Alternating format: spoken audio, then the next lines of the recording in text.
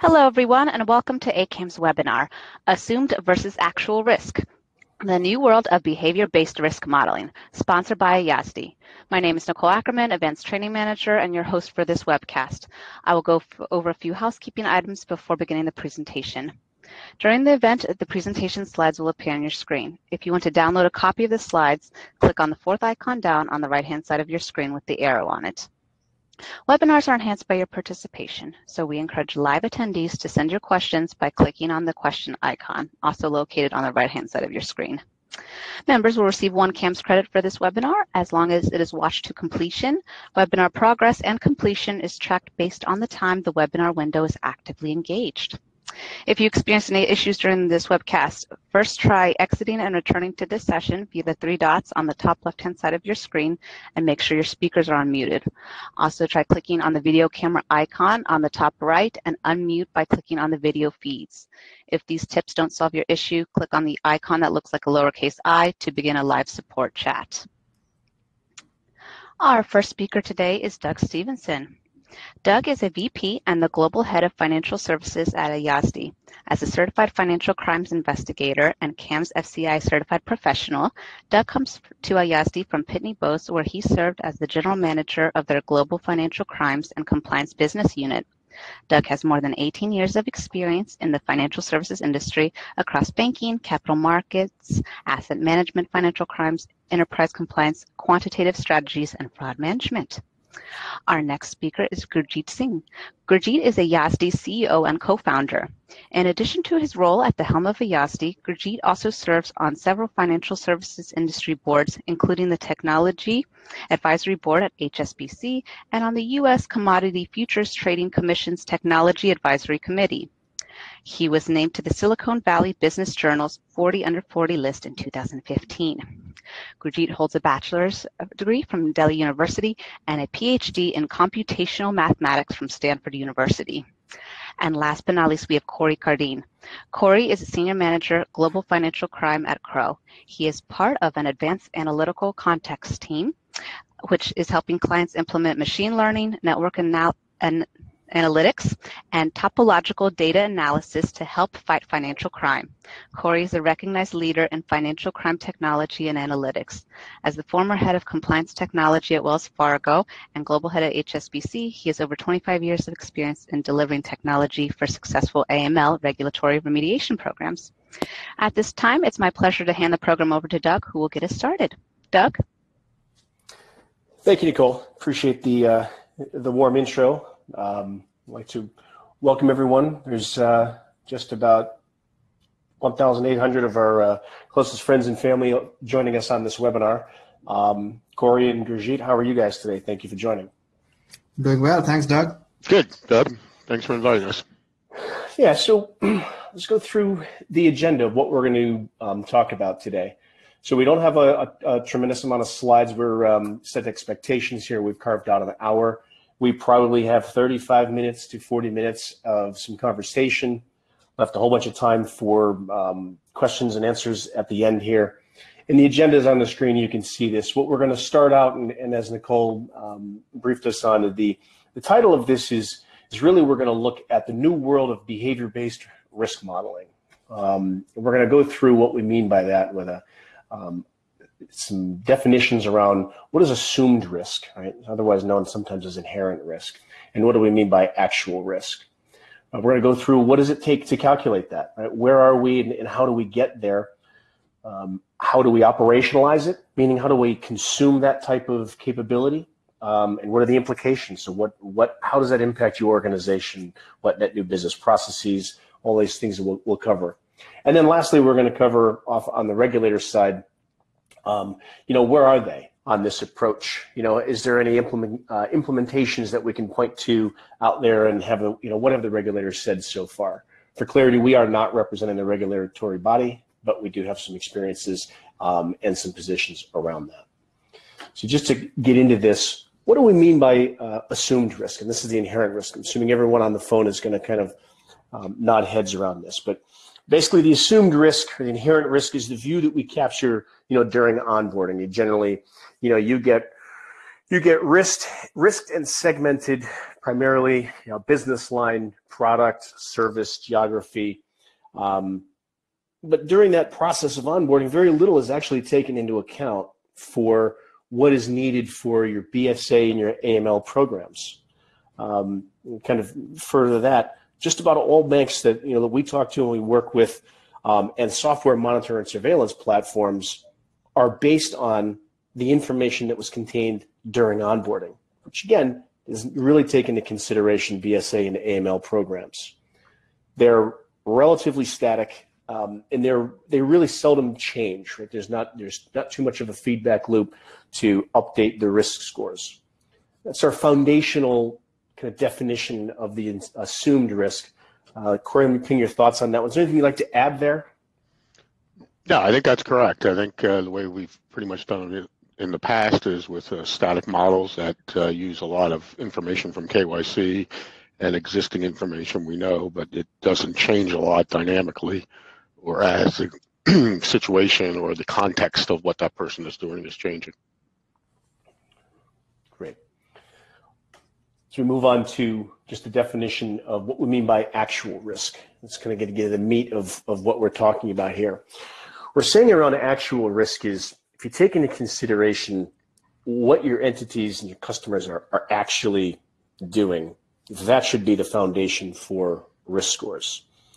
That should also reflect changes over time, meaning that risk score and the decisions that you're made during, whether they be alert dispositions in the investigations unit, how you're tuning and thresholding of your TMS. It should all take into consideration what is actually going on a daily basis, weekly basis, monthly basis, over time, around any given entity.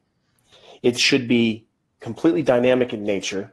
And again, taking into consideration that normal life events occur, and that could lead to reasonable changes that don't necessarily get into and are leading indicators of suspicion. Corey, is there thoughts around that? Any different way you would actually say that? Yeah, no, I think the key thing you talked about there was events. I think as an industry, we need to start defining events as actions that occur in the financial crime life cycle, and it can be any kind of event. It can be a transaction monitoring event. It can be a risk rating change event. It could be an adverse media event. It can just about be anything. And until you analyze that, bring context to it, and understand it in a dynamic nature, like you're talking about, you really, you really can't action it. And I think it's really important that we take these events into account and past behaviors, even in investigations.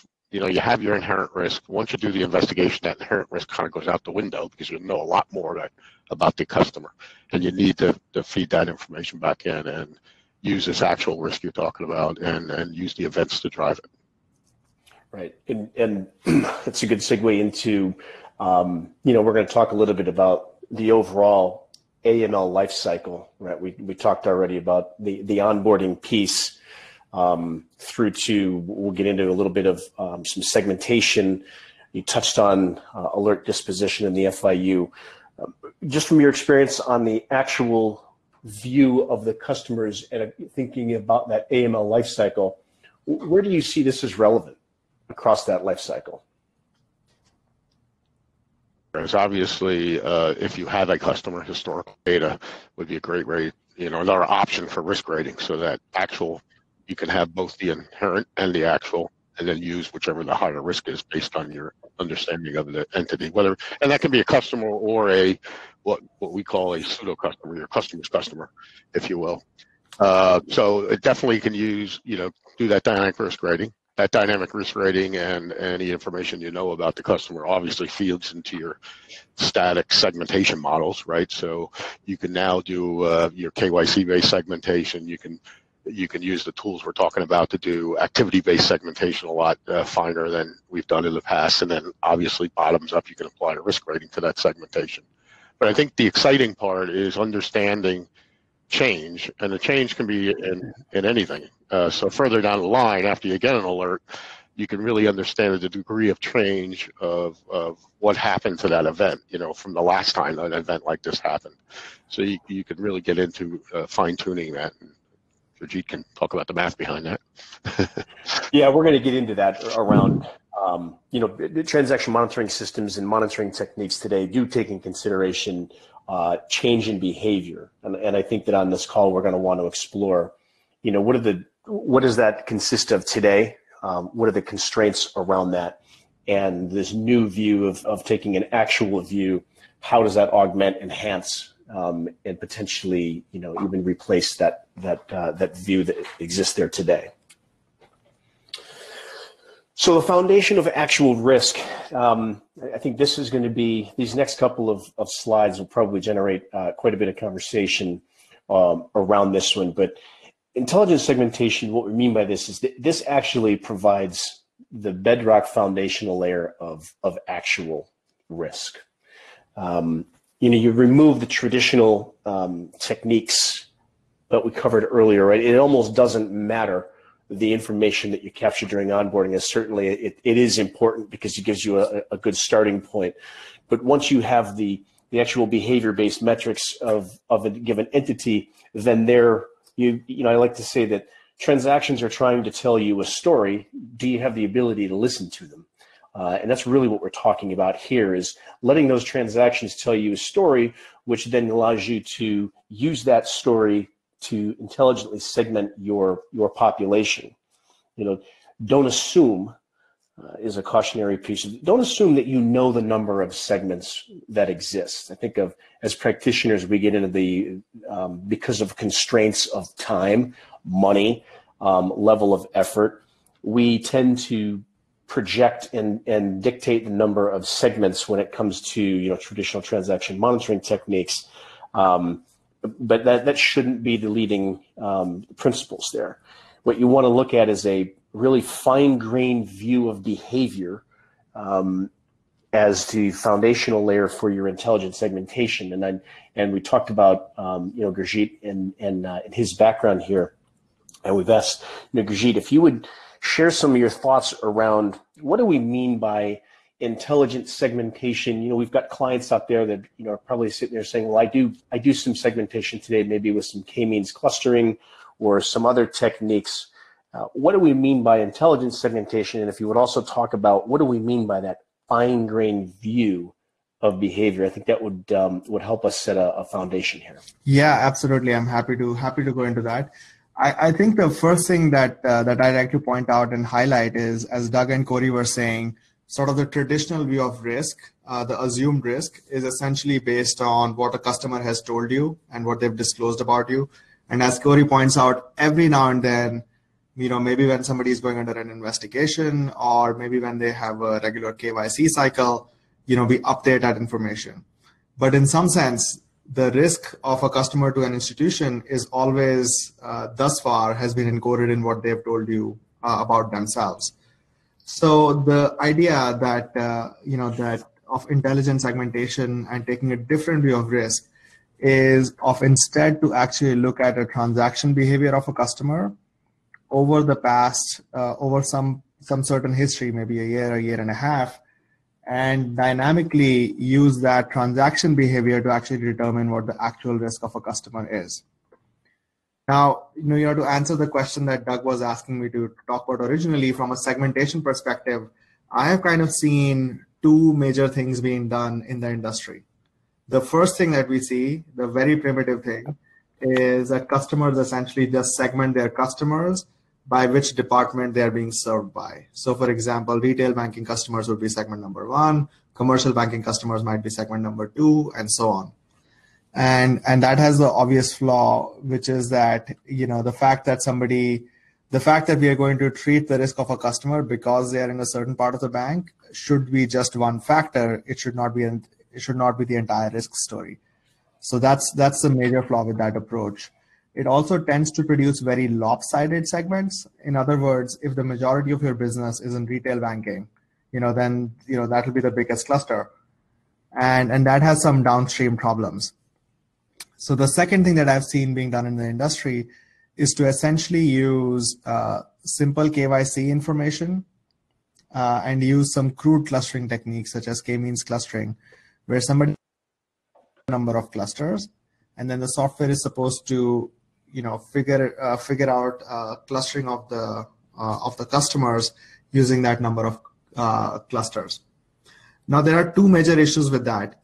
K-means clustering tends to be a very blunt instrument to which you have to, tell it the number of clusters you want. And technically speaking, an algorithm like K-means clustering assumes that the clusters have a certain statistical distribution. In other words, they have a certain shape. They are assumed to be spherical in the metric. And, to be honest, that would be fine if the number of dimensions along which we measure a customer is low. So for example, if you're only going to use KYC information to cluster your customers, then using K-means clustering is actually probably fine because you have a small number of dimensions, just what the customer has told you. And K-means can actually work all right there. But if we are going to shift our view to this fine-grained behavioral-based segments, then it's really important to use better means of clustering. And that's kind of where advanced techniques such as topological data analysis come into play.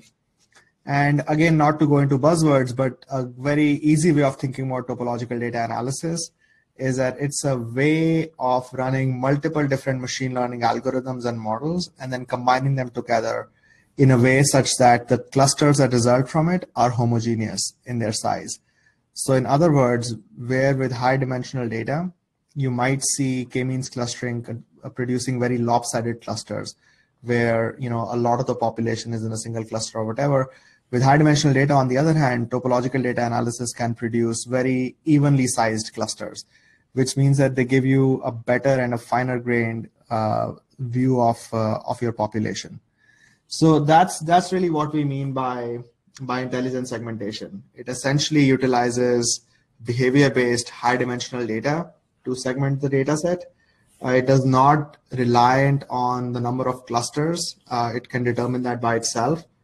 And it incorporates both labeled and unlabeled transaction information. In other words, not every transaction that goes through a bank gets investigated.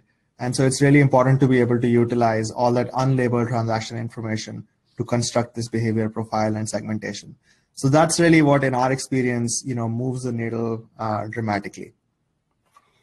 Excellent. So follow-up question on that one is, who has done this, right? In the world of keeping in this, obviously, on an ACAMS webinar from an AML perspective, where have you seen this applied? And if you could, talk about maybe what some of those impacts have been, if you could share that with us, that would be great. Yeah, absolutely. So, in our experience, one of our flagship customers for this, and they've been public about their use of Ayasdi for this purpose, has been HSBC, where they use this technology and the product for their correspondent banking business. What Corey called pseudo customers earlier, and what they observed was that the segments that were produced by Ayasdi were very well distributed. And that because the segments were well distributed, in other words, there was no lopsided or ginormous segment and no tiny segments, the thresholds that they were able to set for then further alert monitoring were very tight. In other words, they saw a reduction in the investigative volume, a dramatic reduction, 20 to 30%. And at the same time, the software guaranteed that none of the activity that they found suspicious in the past would be suspicious going forward. They have now implemented it in many other countries. They've been using it for about 2.5 years, and we expect them to use it for the following half a decade as well. Excellent. Now, Corey, you were a part of that team that implemented that. Can you share your thoughts around what was the operational impact? I mean, how disruptive was that? What kind of objections initially came about? I want to kind of cover off around, what does it take? What mindset does it take to consume a capability like this? Definitely, it's toned from the top, and one thing at HSBC, since they had all their DPA and cease and desist, the tone from the top has totally changed, and it's all about innovation and experimenting and trying new ideas. So we definitely had strong management backing. In anything we try to do there, and even when it fails, the idea is to try stuff and fail fast. So there's a lot of great things going on at HSBC. and still going on since I retired. But we bought this product in, and actually I think Gurjeet presented to all of our risk analytics teams, credit risk and everything else, and it was like, well, we have this problem in financial crime. And we did an experiment in the U.S. Where we used it, where we had good results from our TM systems. The models were in pretty good shape, the segmentation models. But what we were able to do is it just enables your developer to do so much more. You're still ending up with a static segmentation model, just like you always do. But what it's doing is, yes, you're limited with the k-means clustering because the developer can only do so much. With this tool, you're enabling the developer to do so much more, look at so much more data, and look at so many more attributes, and like you're saying, the unlabeled and labeled, and it just it shows you and documents the best results. And the great thing about it, yeah, go ahead. Sorry, Tony, if I might interject, I think I failed to mention, the number of dimensions here is really important, right? So when you're doing k-means clustering with just the KYC information, you're dealing with that between 7 and 10 features per customer. Right. While when you're doing a behavior-based segmentation, all of a sudden you have, number of features that go all the way from hundreds to maybe thousands. And there are obscure features like, for example, the number of transactions this customer has done with a high-risk country using a check in the past 30 days. So things like that, right, that really quickly adds up to dimensionality. And that's really what makes the problem technically very hard. Right, and in the old way we were doing it, just the model developer could not do that manually. So this just brought way more power, and like you said, way more dimensions to the problem. What we did see is actually, we didn't see a large increase in the number of segments, but we saw is that distribution that you're talking about, how well it did that. And what we saw was it eliminated a lot of what we would call noise and brought in a lot of more interesting type of activity that we weren't looking at. So net, we did have a big reduction in noise, but overall the change was a lot bigger than that. But some new stuff came in we weren't looking at, some noise went out. So it was very successful. And like you said, we've taken that approach then and used it in multiple countries on multiple data sets and come up with the best models for those countries. The other advantage it gave us, we were able to automate when a new customer comes in or a new SUI customer comes in. Once, obviously we have new customer segments and we look at activity a little differently when they're brand new, but once they're what we call seasoned, we were able to call out to the Ayasdi system and it would tell us what segment to put it in. So we didn't have to go through that trouble of, having IT recode our segmentation model in whatever code that IT wants to use. We eliminated all that activity, and we use Ayasdi for both the initial segmentation model and for placing new customers that are seasoned into the proper segments. And it gives us a lot more flexibility. Great, thanks guys. So that covers off on the intelligent segmentation, and where I think this gets really interesting and really valuable. So segmentation, as we talked about, can be static, but when you use, again, the foundational bedrock of kind of what we're discussing here, is the actual view.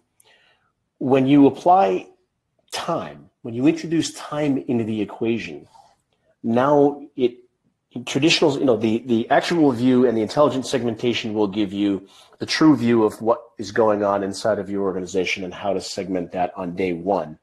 Then you layer in the time and keeping in consideration the fine-grained view of behavior changes that exist and tracking that over time.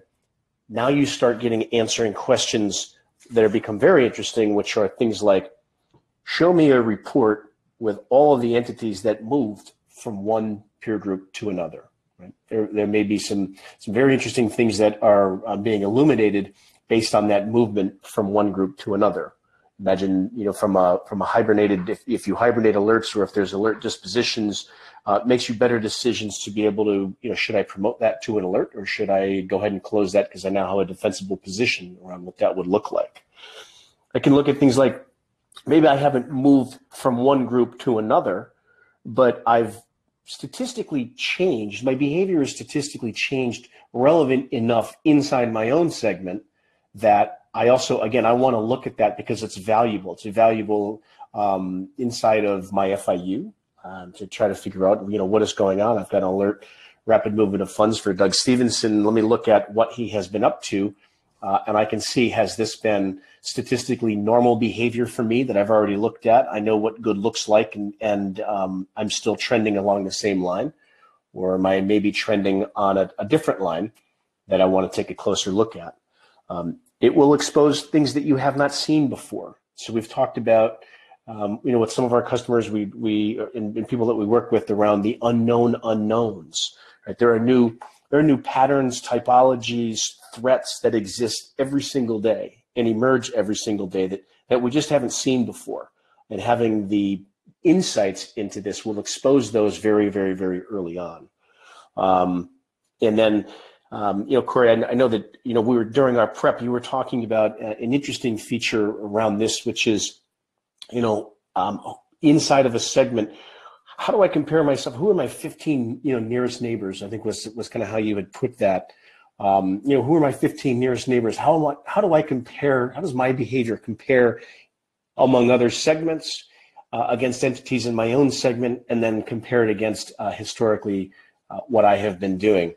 I know you've got some thoughts on this one, and I'd like to kind of pass this over to you to have you share those. Yeah, so just backing up a little bit, again, if we talk about events, and TM is just one more type of event, in a triage process, you could actually bring in all kinds of events that's going on. So adverse media, any kind of KYC information you have, so you can start bringing more context. What the beauty of this is now is you have an opportunity in that triage to apply a whole different segmentation model than you used in your original TM. So you can start creating, different types of segments based on the type of scenarios that alerted. You can do a lot of different things that you couldn't do before, because TM systems are typically limited to one segmentation model. The concept of any kind of a event, and looking at, well, if you previously had this event, you can start understanding with that time dimension how much you're changing over time. So is the amount, or the velocity, the amount of transactions, the volume of transaction, is it significantly changing for yourself? Is it significantly changing for, like we said, your nearest neighbors, and that could be whatever you decide to define it as, because those segments now can be built. Or is it, how is it compared to your overall peer group? And if you use all that in a scoring model, you can get really into some fine tuning of understanding what is normal behavior, which I think is a much better way to look at TM, looking at trying to understand what good behavior is, as opposed to trying to find bad behavior, and what you can't explain as good behavior, then you send it out for an investigator to look at.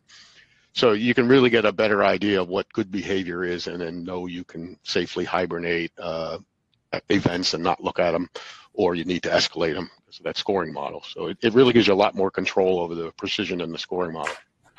Yeah, you just brought up something that you've had many discussions around this one, which is I know when some of our clients have asked us to say, here's my portfolio of alerts. Can you tell me, using your techniques, can you tell me which ones are most likely SAR worthy, right? Which ones are the most suspicious? And I think that when I spoke with you about that, your view was, no, you're coming at that from 180 degrees, the wrong direction. Which is, if you know what good looks like and you defend good, then you move that on, and then you send everything else, potentially forward for investigation. Can you spend a couple of minutes just talking around your position around that approach? Yeah, and this goes back to treating everything as events. In my former life, we had 26 different vendors, 90 instances of TM in 62 different countries. We couldn't, every one of them had a different way of violations, rule breaks, whatever. We had to stop all that. We had to define everything. The only thing we had was events, alerts, and cases. And events is what the TM system produced, regardless of the vendor. We scored it in a triage process called event triage. And we looked at anything we can get our hands on to help bring more context to that event. Like I said, so we did adverse media checks and things like that, and anything else we could get. And we looked at those, if it didn't score high enough to become an alert, which then became a case because it had to be investigated, and a case is just one or many alerts. If it didn't score high enough, we hibernated. But every day we reevaluated what was hibernated, and just kept relooking at it and relooking at it and relooking at it just to make sure that the context hadn't changed. So we had that whole, we kind of controlled and didn't let the vendors control us. And we had all those vendors, we used the same segmentation methodology that we're talking about today. All those vendors, we used the same tuning methodologies and things like that. And we kind of forced the vendors to bend to us as opposed to us, changing everything for every jurisdiction. But that concept of events and event triage is really important because it's really that scoring model. That's the model. Everything else is just event generation. You can set those thresholds. If you can defend it with SME expertise, subject matter expertise judgment, or you can do it statistically.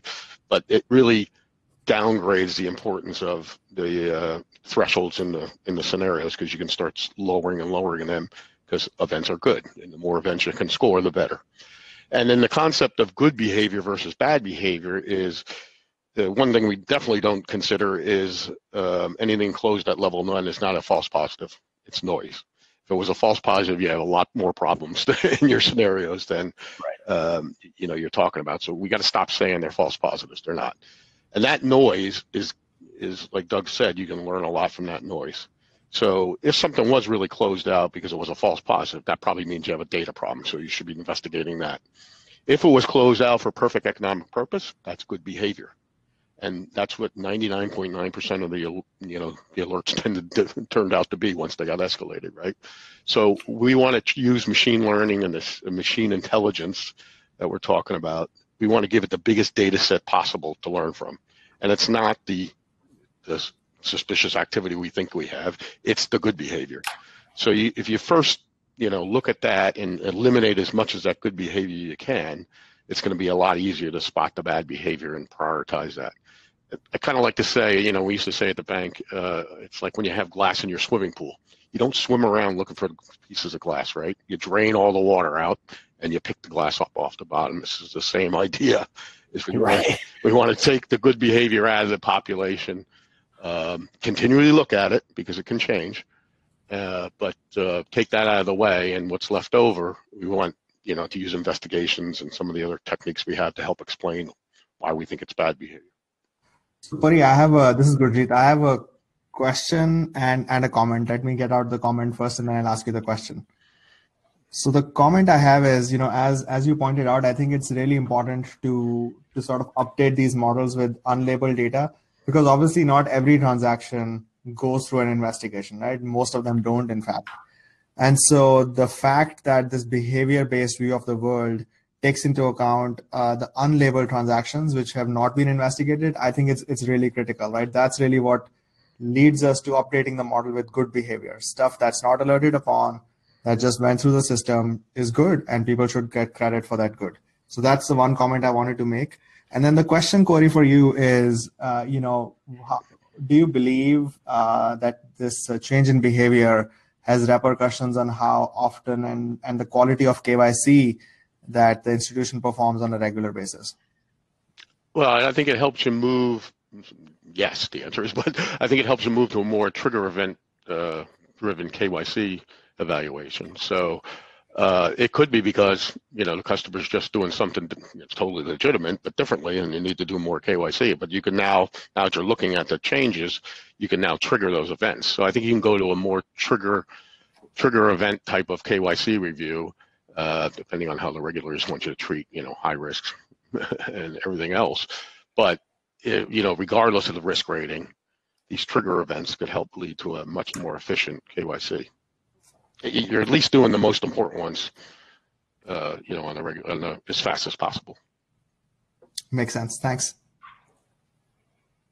Yeah, great stuff on that one. And we're going to get to some regulatory thoughts, but as long as we're on that KYC and that trigger events, we've had some questions, and there was a question that came in online that do we envision a scenario where if you've got a fine enough view of an entity's behavior, think about your low risk entities that maybe on if you're on a 1 through 5 year refresh cycle, and I'm on a 5-year refresh cycle, do you envision a scenario where you would be able to defend not putting them on that 5-year refresh cycle because you know what they're doing and you're going to remediate when there's changes based on that trigger event? I mean, I think you could make that case. Just one thing we learned throughout this whole process was you need a lot of evidence to anything you do. So even the event triage, we actually forced everything out of hibernation and looked at it just to prove that it was working right. And then once we built up enough evidence for that, then you can start looking at, okay, these things have a shelf life. How do you start expiring them? So you have to have evidence for everything. So I think over time, if you can prove that that's the case, I don't think the regulators could argue with that. And that's how we did everything. We constantly did it. Obviously, they didn't trust us very much. We had to do it with a lot of evidence and a lot of patience, and it takes a while. But I think as an industry, if we start doing these things the same way, start treating the TM systems as event generation, as the KYC as event generation, treating things like events and getting more to scoring models as an industry, I think we'll have a lot more influence on the regulators. I mean, what they like to see is, hey, you're doing it, you're doing it the same as the bank down the street. We understand how it worked there. You're doing it slightly different, but we understand the concept. We had a lot of trouble when we were introducing this stuff, bringing the regulators along, but we didn't have to undo anything we did. It was, we had some tough regulators. Right. So we'll get back to the regulator piece. I know there's a lot of questions that are coming in online around that piece, but just from we'd kind of seeded some questions to spur some conversation here. That initial model, going back to the beginning of this conversation, right? We talked about that there's this assumed risk model, this inherent risk model. What can we salvage from that? And from your perspective, right? Because we're certainly not suggesting here that we're going to throw away everything that we captured during onboarding, but we are suggesting that from an ongoing monitoring perspective, that gets static pretty quickly, and it's not very useful moving forward. So your thoughts around which pieces of that inherent risk model could be used, and where do you see that existing as we kind of get into this new operating cycle? Yeah, I mean, I don't think inherent risk goes away, because when you onboard, unless they happen to be a pseudo customer coming through your bank's network, you don't really have much information on them. So you gotta do the inherent risk to kind of have a baseline, and then from there, as you build up that knowledge through the activity and things they're doing with your bank, you can start moving to the actual risk of that we were talking about. So I think the inherent risk doesn't go away. I think what we do is when we redo KYC, we now have another layer that's actual, and we compare the two. And if whichever is the highest, you have to make a decision then on what to use.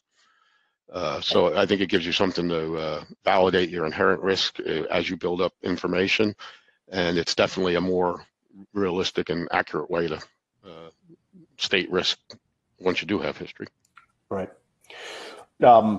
Another question coming in from the field, not on the slides, but this is one that's coming in. And it's actually one that we hear quite a bit, and Corey, I'd love to get your thoughts on this one. So we talk about bad behavior. And do we mean bad behavior which is not consistent with expected behavior? I think that ties into our assumed risk view, right? Because that's expected, but if that changes, that doesn't necessarily mean it's bad. It just means it's different. So curious in your thoughts around when we say bad behavior versus expected. Can you share your thoughts for everyone on the line? Yeah, I think that's exactly right. So you should actually be looking at two dimensions: actual change in behavior and expected, versus, change in behavior versus actual activity, and change in behavior versus expected activity. And that use both of those dimensions in return. But it's just that. It's an event. It's not good or bad. Until you score it and bring context to it, it doesn't have any meaning one way or the other, I don't think. So I think that's a very good point. We should probably stop saying bad behavior. Yeah, exactly. Another question, I just actually put it up on the screen here.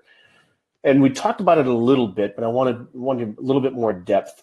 Operational implications of the actual risk, right? I know you've done it a couple times, and we've got. And rather than have this be the Ayasdi commercial, I would really have it be more around what did you see from the operational piece? Like, what had to change to move to this, actual risk view? I mean, it was pretty simple to implement this, to use the tool to create a new static model. That static model then can be defined in your TM system. That's, they're kind of independent of each other. Where, like I mentioned before, where the challenge was in our ETL process in the old days, even when we had K-means, IT would recode, where to put a new customer, a new pseudo customer, how to get it into the right segment after it became seasoned. So that all had to be coded. So that took time. We would do our tuning, resegmentation, and that took a lot of time. So we worked with our IT group, and they built a really great mechanism for actually feeding the data right into the tool that we built and coming out and giving us the result, so that the complexity of the segmentation, then they didn't have to recreate. They used Ayasdi as the vehicle to do that. So we did a call out.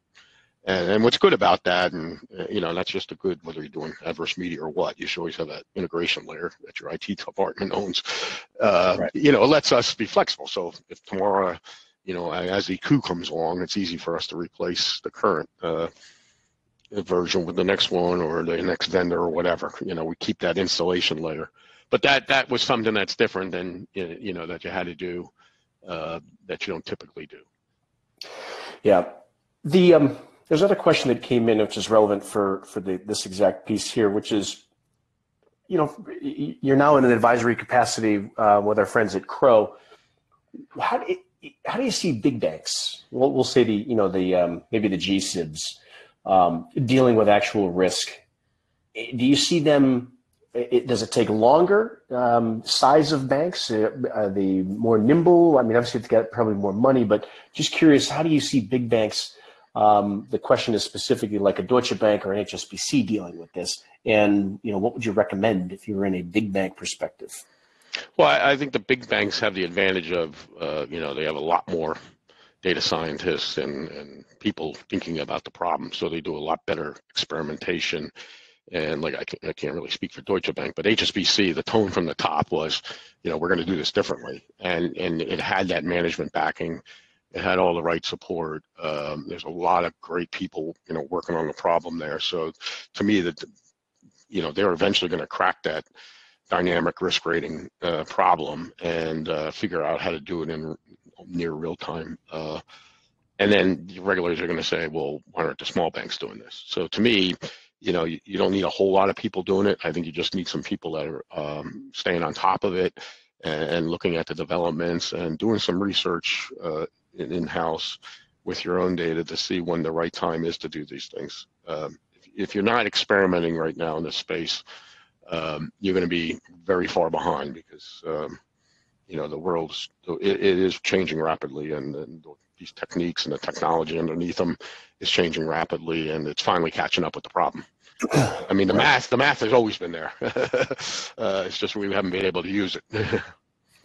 Right. So we're at about 45 minutes right now. We've got 9 more slides to churn through, and most of these are questions, and we're kind of pulling more questions in from the field. So, but one of them here is just that kind of what is needed to begin, right? What was the starting point from your perspective? A couple of words here around what kind of support would you need, and what is needed to begin implementing this actual risk model?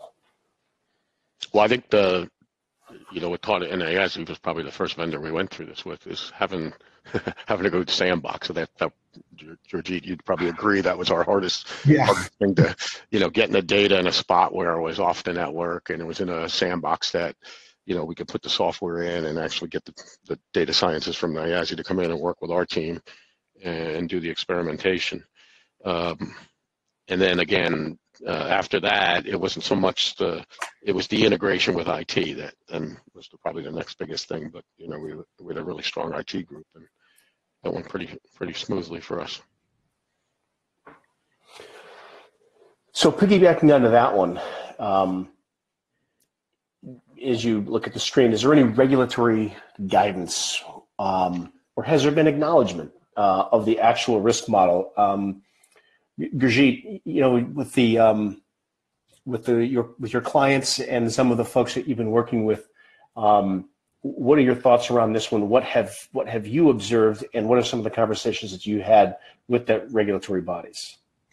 Yeah, so I actually spend a good chunk of my time meeting with regulators, roughly 20% of the time, in forums such as the International Institute for Finance. And to be honest, I had expected that regulators would be much more curmudgeonly than I found them to be. I think they have a willingness. In fact, I think there are some advanced regulators, such as the Monetary Authority of Singapore, that actively want banks to experiment with new technologies and to tackle the problems alongside the banks. I don't think that future is near, but I think there is a possible future in which banks and regulators sort of co-share this risk, right? Because at this point in time, every bank who's sort of working in the AML KYC process works in their own silo.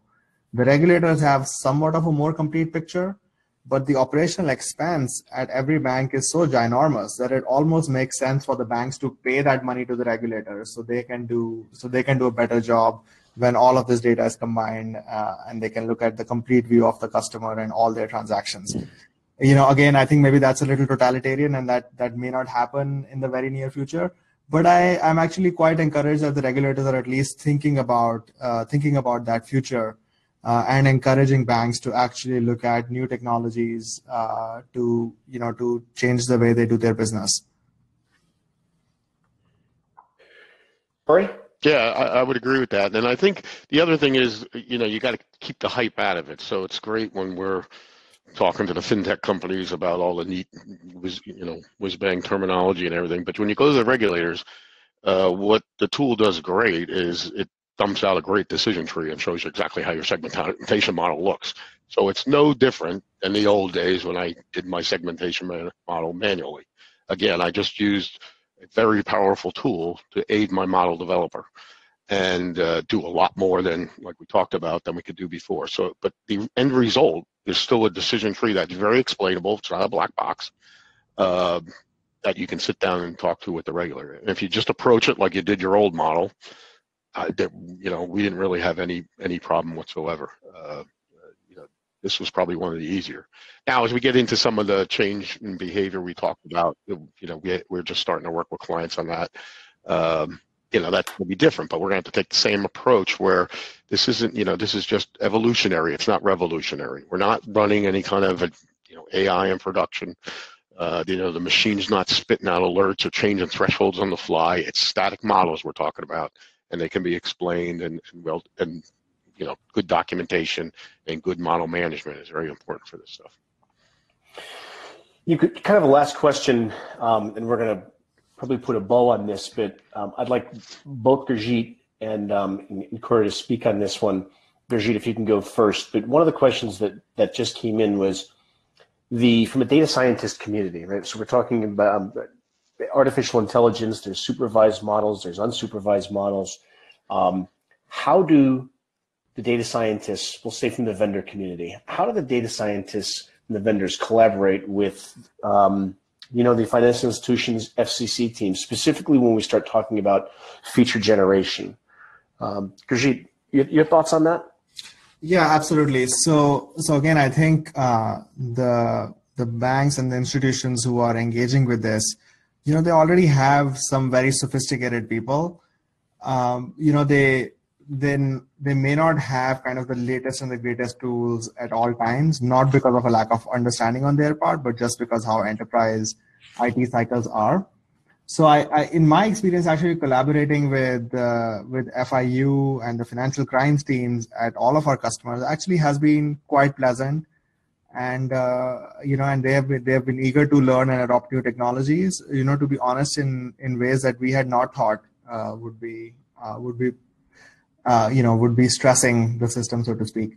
I think one thing that I would like to say from a sort of knowledge perspective is when people think about artificial intelligence and machine learning, pretty much all of the narrative today is about supervised machine learning, where you give machine learning systems or AI systems a clean labeled data set, and then they produce predictors one way or another. But I think as even this problem that we are talking about today demonstrates, there is a very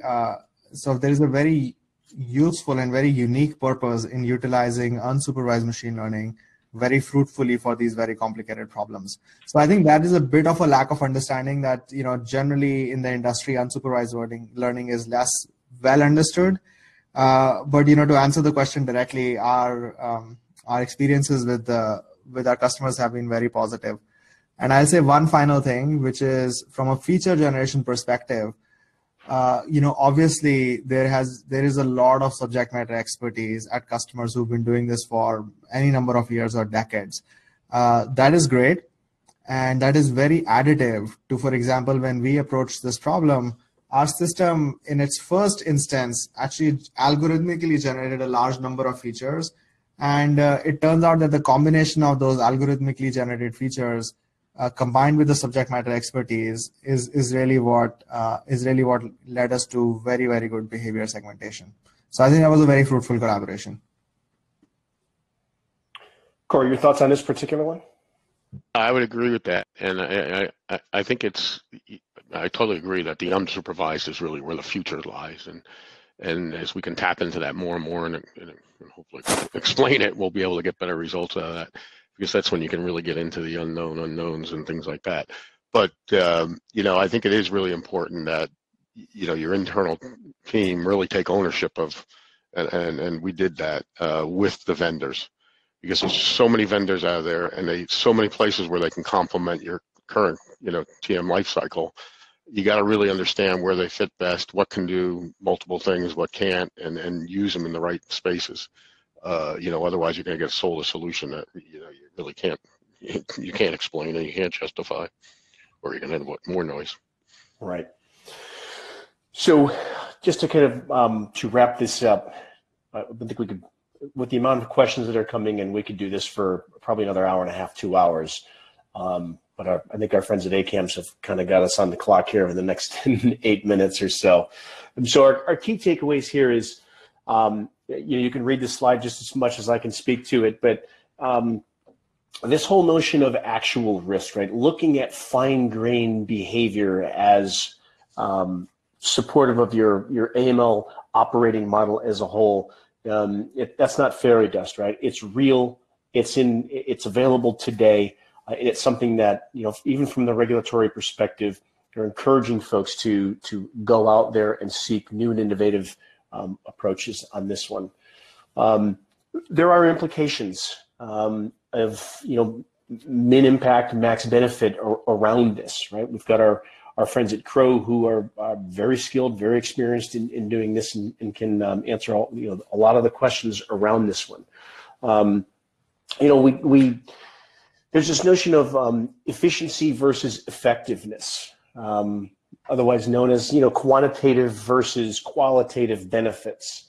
You don't have to have one or the other. There's proof that both can exist, both can coexist. And frankly, when you've got the qualitative side, that's where your regulatory profile and your relationship with the regulators improves. And from the quantitative side, that's where you're squeezing out operational inefficiencies of your organization, which falls out of it. We didn't really talk too much about that, the quantitative benefits of some of the work that took place over at HSBC. But again, that's some public knowledge that you can find those press releases around, what some of that impact was. And then this last one, right, the static AML process is a vulnerable AML process. You have to be dynamic. You have to be able to adjust and account for the changing of everyday life events that occur, economic events, changes in just everything. You have to be able to account for those. That does not mean it's a leading indicator for suspicion. Sometimes it's just change. Final thoughts around, Crowe, I'll kind of give it out for you if you want to, anything that you'd like to add to this discussion that you feel as though that we didn't cover or didn't do justice? A couple of minutes left. Do you have anything else that you'd like to add here? No, I mean, I think it's just stressing the point to make sure people are experimenting and looking at some of these new techniques, and even if you can't use them right now, just know when you should be jumping on board and get prepared, because it's coming. Right. Gurjeet, anything that you'd like to add? Anything you feel as though that we didn't do quite justice to that you'd like to expand upon? No, I think it was a very, very good discussion. Thank you both. I think from my perspective, one thing that's worth stressing here is kind of the order of magnitude of the monetary problem that we are looking at as well, right? So just from an operational basis, an average bank spends $80 million a year on KYC. A bank, some of the larger banks, spend upwards of many hundreds of millions of dollars a year in this whole process for AML and triage and KYC. So I think it is a very significant monetary problem as well. And personally, as a mathematician, anytime better math can actually move real dollars, that's super gratifying to me. Great. Well, I think we are done. I appreciate the audience. I think we were, as we look at the count here, we got up upwards of about 2,300 attendees. I hope that the attendees all got out of this what we had intended, which was our thoughts and views around this important topic. And with that, Nicole, back to you, and thank you for giving us this platform. Absolutely. Thank you very much, Doug, Gurjeet, and Corey, for that excellent presentation. I'd also like to thank our sponsor, Ayasdi, and the audience for your questions. We really do appreciate your feedback, so please remember to take the survey located in the course description. You'll need to exit out of the current window using the 3 buttons on the top left-hand side, and then you'll be redirected. This concludes today's event. Thank you and goodbye.